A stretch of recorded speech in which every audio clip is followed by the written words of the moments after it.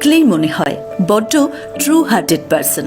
স্টেজে উঠে একটাই কথা বলেন, আমি কনসাল্ট করতে এসেছি আজ শুধুমাত্র বাচ্চাগুলোর হার্ট সার্জারির জন্য। আজকে যা পাবো তার সবটাই হার্ট সার্জারির জন্য চলে যাবে। ইতিমধ্যেই 3000 শিশুর হার্ট সার্জারি করিয়েছেন।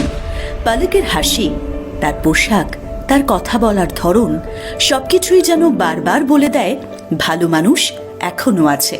ধরুন এমন হলো বেশ কয়েক মাস কোনো কনসার্ট হচ্ছে না, তখন পালক কি করেন জানেন? নিজের অ্যাকাউন্ট খালি করে হলেও বাচ্চাদের হার্ট সার্জারির ব্যবস্থা করেন পালক। এমনটাই হৃদয়বান ব্যক্তি তিনি।